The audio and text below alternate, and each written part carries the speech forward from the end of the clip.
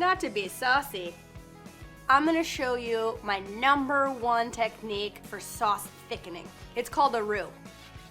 We're gonna make a creamy sauce today, made with a roux, thickened with a little bit of milk. This is called a bechamel. We're gonna turn that bechamel into a delicious, creamy mac and cheese. Here's how to do a roux. You take equal parts unsalted butter and flour. Unsalted because we can add salt later. Stir it up just for a couple of seconds. We don't want to brown the butter because that will brown our sauce. So we're ready to go. We've got our roux made and it looks kind of pasty. Pour in some milk.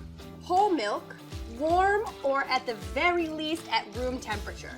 And then we're gonna bring it up to a simmer. As soon as the mixture starts to simmer, it triggers this thing called gelatinization in the flour. That means it's gonna thicken. So we want it to kind of drizzle and drip off a spoon.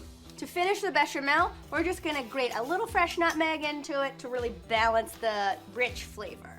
To turn our bechamel into our rich velvety cheese sauce, we're just gonna add some garlic for extra aromatic flavor. And then we're gonna stir in my personal favorite combination of cheeses. Sharp cheddar, which is a little bit tangy. American, super rich and really creamy, flavorful.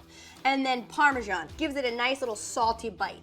While your cheese sauce is warming and the cheese is melting, we're gonna cook the pasta. 1 pound of shell pasta for this recipe in boiling super salty water because it's the only chance to season the pasta itself before we mix it with anything else. You're gonna reserve a half of a cup of the starchy pasta cooking liquid. We're gonna use this in our sauce to give it a nice texture, but it also helps the sauce stick to the shells. When our cheese sauce is warm through, nice and melty, pour the sauce right over the shells.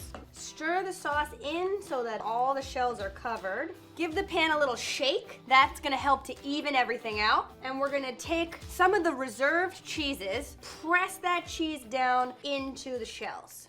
The icing on the cake, the cherry on the sundae, is our cracker crumble on top. So we're just gonna take some crushed buttery crackers, your favorite kind, melted butter, and dried herbs. Parsley, fine. Basil, fine. Oregano, no problem. Make sure to evenly distribute your delicious topping. Bellissima, perfect. I'm gonna put this into a preheated 375-degree oven and let it bake until it's gooey, brown, and bubbly all on the sides.